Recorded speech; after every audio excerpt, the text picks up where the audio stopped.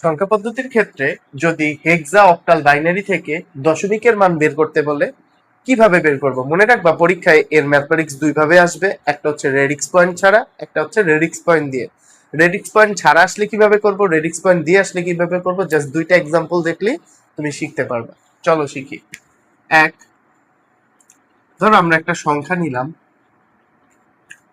A4 bracket দিয়ে 16, তার মানে মানটা আছে হেক্সায়, প্রশ্নবোধক চিহ্ন দিয়া আমাদের বলছে 10, তার মানে দশমিকে বের করতে হবে। আমরা শিখছি যদি আমি ধরতে পারি এটা নিচ থেকে উপর, তাহলে কোশ্চেনের সাথে যে বিট থাকবে তাকে ধারা করব গুণ, আর যদি ধরতে পারি এটা উপর থেকে নিচ, কোশ্চেন যে বিট আক্স করবে তাকে ধারা করব ভাগ।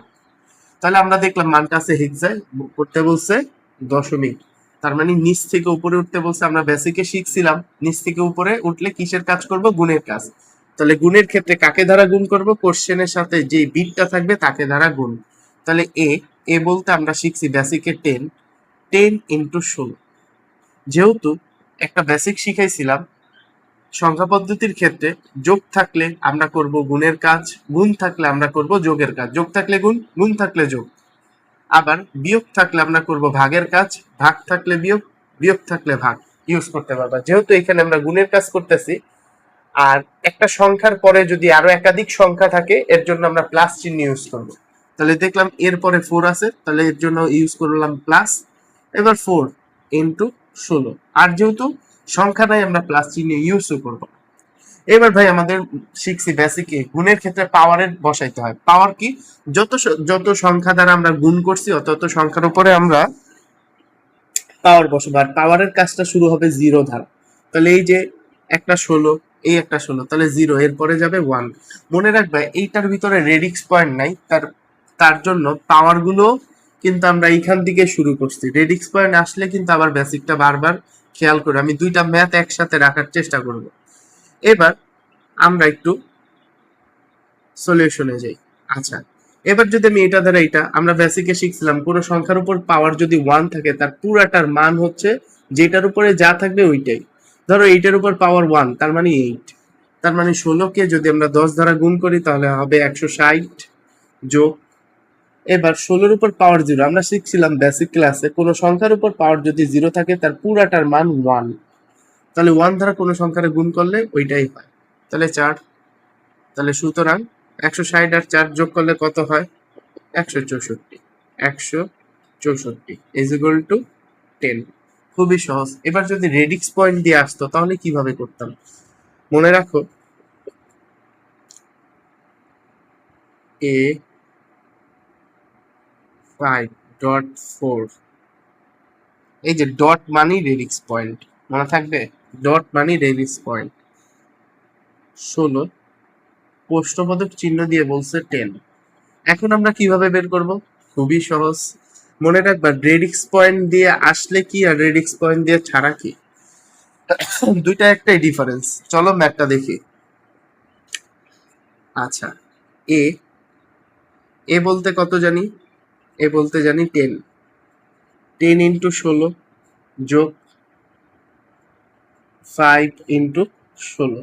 এবার মনে রাখবা ডট মানে গুণ, গুণ থাকলে কিসের কাজ, বেসিকে শিখেছি যোগের কাজ। আচ্ছা, মনে রাখবা রেডিক্স পয়েন্ট দিয়ে ম্যাথ আসলে ডটের আগেরটাকে বলবো পূর্ণ সংখ্যা আর এইটাকে আমরা বলি ভগ্নাংশ সংখ্যা।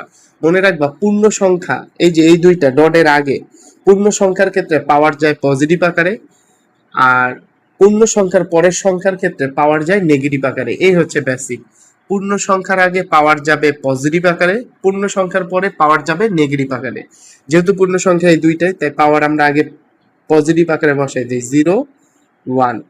এরপরে যেহেতু আমরা একটা সংখ্যা পাইলাম 4 ইন্টু 16, তাহলে এটা হচ্ছে ডটের পরে, তাহলে এটা এই ক্ষেত্রে আমরা নেগেটিভ আকারে নিব, তাহলে -1। মনে রাখবা নেগেটিভ আকারের ক্ষেত্রে পাওয়ার বসে -1 ধারা, পজিটিভ আকারের ক্ষেত্রে পাওয়ার বসে 0 ধারা।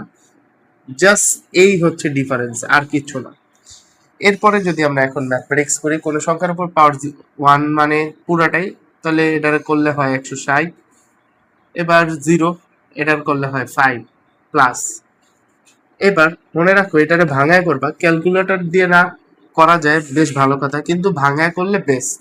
আমরা শিখছিলাম বিয়োগ থাকলে কিসের কাজ, ভাগের কাজ। মনে রাখো এই যে বিয়োগ আছে তার জন্য আমরা একটা দিলাম ডিভাইডেড, বিয়োগ চিহ্নটার পরিবর্তে আমরা দিলাম একটা ডিভাইডেড, ডিভাইডেড মানে ভাগ। এবার 16, 16কে আমরা পাওয়ারকে নিয়ে আসবো, যাকে দ্বারা গুণ করতেছি তাকে নিয়ে আসবো নিচে, আর যে সামনে থাকবে তাকে নিয়ে যাব উপরে।